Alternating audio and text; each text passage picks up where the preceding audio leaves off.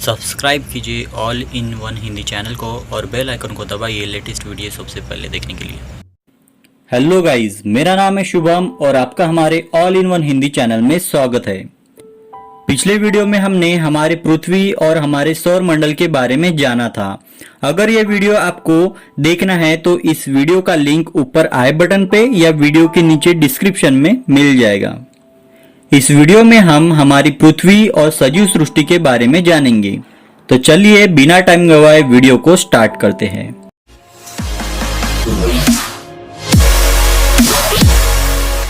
Number 1, क्या आपको पता है पृथ्वी पर कितने प्रतिशत पानी है और कितने प्रतिशत जमीन? नंबर 2, क्या आपको पता है पृथ्वी पर पीने युक्त पानी कितने प्रतिशत है? नंबर 3, क्या आपको पता है वर्षा कैसे होती है? इसी तरह के और सवालों के जवाब जानने के लिए इस वीडियो को अंत तक जरूर देखें। पृथ्वी के पृष्ठभाग पर कुछ भागों में जमीन और कुछ भागों में पानी दिखाई देता है। पृथ्वी के चारों ओर हवा का आवरण होता है। जमीन, पानी और हवा में सर्वत्र सजीवों का अस्तित्व होता है।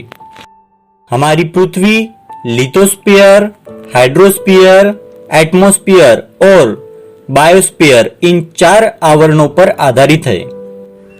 पृथ्वी पर जमीन, पानी, हवा और सजीव पाए जाते हैं। पृथ्वी का बाहरी कवच कठोर है, वह मिट्टी और चट्टानों से बना है। हम पहाड़ी वाले भागों में यात्रा करते समय भूमि अथवा चट्टानों की परतें देखते हैं। कहीं पर जमीन का बहुत हरियाली वाला भाग दिखता है तो कहीं पर वीरान जमीन पर रेत ही रेत होती है। जमीन कहीं पर फसलों से तो कहीं पर वृक्षों से ढकी होती है। कुछ स्थानों पर वृक्षों की जड़ों से सनी मिट्टी की गहराई में स्थित परतें दिखती है तो कुछ जगहों पर वृक्षों की जड़ों द्वारा फटी हुई चट्टानें दिखती है। कुछ स्थानों पर पर्वतों की ढलानें होती है तो कहीं पर चट्टानों की ऊंची ऊंची चोटियां दिखती है। पृथ्वी पर पाई जाने वाली जमीन की यह परत लिथोस्फीयर का भाग है। पृथ्वी का बहुत सा भाग पानी से ढका हुआ है। इस पानी के नीचे भी लिथोस्फीयर होता है। पृथ्वी का बाहरी कवच और उसके नीचे वाली परतों का कुछ भाग मिलाकर लिथोस्फीयर बनता है। सभी स्थानों पर जमीन ऊंची नीची होने के कारण जमीन को विशिष्ट आकार प्राप्त होते हैं जिन्हें भूरूप कहते हैं। हमारे पृथ्वी पर 71% पानी है और 29% जमीन। 71% पानी में से 97% पानी सागरों और महासागरों में है जो कि नमकीन है और पीने योग्य बिल्कुल भी नहीं है। सिर्फ 3% पानी पीने युक्त है। उसमें से भी 2.4% पानी ध्रुवीय प्रदेशों में हिम के रूप में जमा हुआ है। केवल 0.6% पानी झीलों, नदियों, वायुमंडल, नमी, मुद्रा और वनस्पति में मौजूद है जो हम रोज उपयोग और अन्य इस्तेमाल में लाते हैं।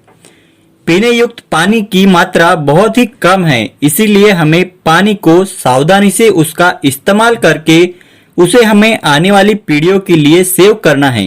जल संरक्षण हमारा दायित्व ही नहीं, कर्तव्य भी है। जमीन पर पाए जाने वाले इन जल भंडारों के अतिरिक्त चट्टानों की परतों के मध्य में जमीन के अंदर भी पर्याप्त पानी संचित होता है। उसे भूजल कहते हैं। इस भूजल को कुओं तथा नलकूपों में से ऊपर निकालकर उपयोग में लाया जाता है। पृथ्वी के पृष्ठभाग पर सर्वत्र फैले हुए पानी और हिम, भूजल तथा वातावरण कि बाष्प जैसे पानी के भंडारों को सम्मिलित रूप में पृथ्वी का हाइड्रोस्फीयर कहते हैं।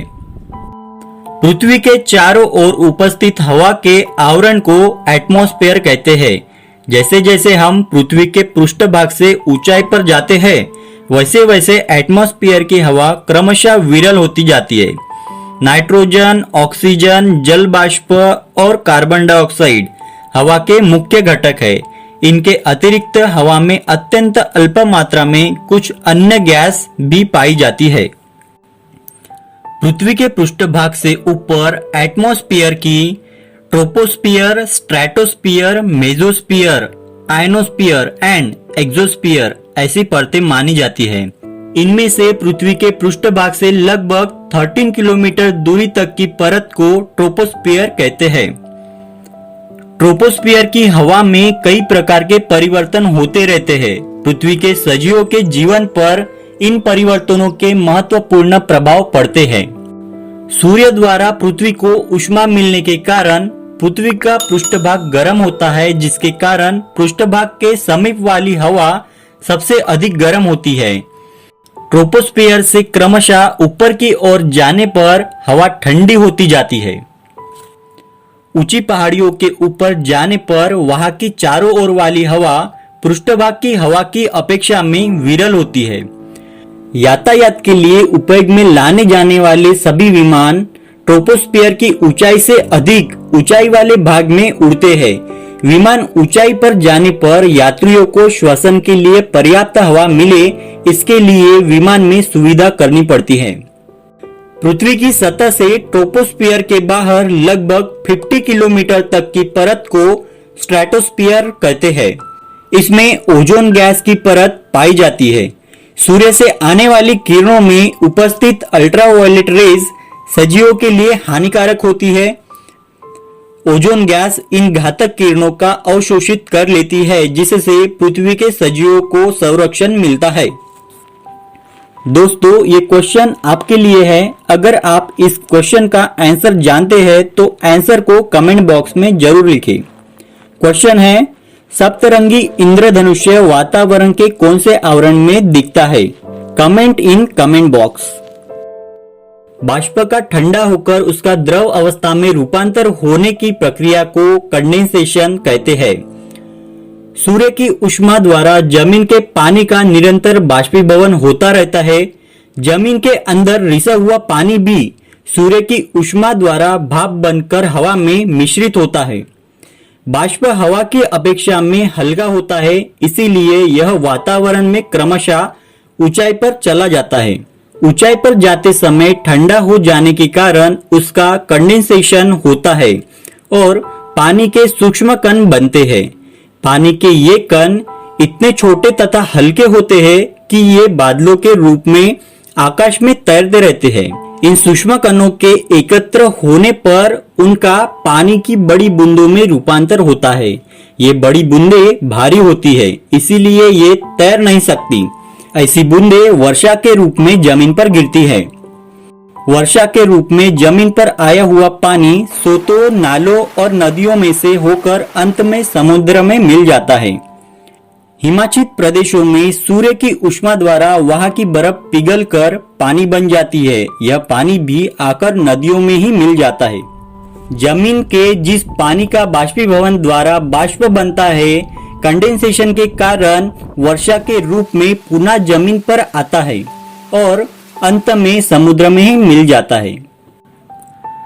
पानी का बाष्पीभवन, कंडेंसेशन और वर्षा इत्यादि क्रियाएं निरंतर एक चक्र के जैसे होती रहती है, इसीलिए इसे जल चक्र कहते हैं। पृथ्वी पर असंख्य प्रकार के सजीव पाए जाते हैं। पृथ्वी के अलग अलग भागों में अलग अलग प्रकार के क्षेत्र है। कुछ भागों में पूरे वर्ष भर बर्फ की परत पाई जाती है, तो कुछ भागों में वर्ष भर उष्ण जलवायु रहती है। कहीं पर ऊंचे ऊंचे पर्वत तो कहीं मैदान है, कहीं पर अत्यधिक वर्षा होती है तो कहीं पर शुष्क मरुस्थल होते हैं। सामान्य जल वाली नदियां है और खारे पानी वाले सागर भी है। पृथ्वी पर अलग अलग प्रदेशों में रहने वाले इन सजीवों में अत्यधिक विविधता दिखाई देती है। उदाहरणार्थ, अफ्रीका के घास वाले प्रदेशों के जेब्रा अथवा ऑस्ट्रेलिया महाद्वीप में पाए जाने वाले कंगारू अन्य किसी भी प्रदेश में नहीं पाए जाते। हाथी और सिंह केवल उष्ण प्रदेशों में ही पाए जाते हैं। ऐसे विभिन्न क्षेत्रों की वनस्पतियों में भी विविधता पाई जाती है।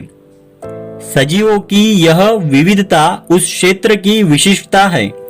हमारी पृथ्वी पर पानी तथा हवा में सर्वत्र विभिन्न प्रकार के वनस्पतियां, प्राणी तथा सूक्ष्मजीव होते हैं। लिथोस्फीयर, हाइड्रोस्फीयर तथा एटमॉस्फेयर में सजीवों का अस्तित्व होता है। इस आवरण के सजीवों तथा उनके द्वारा व्याप्त भाग को सम्मिलित रूप में बायोस्फीयर कहते हैं।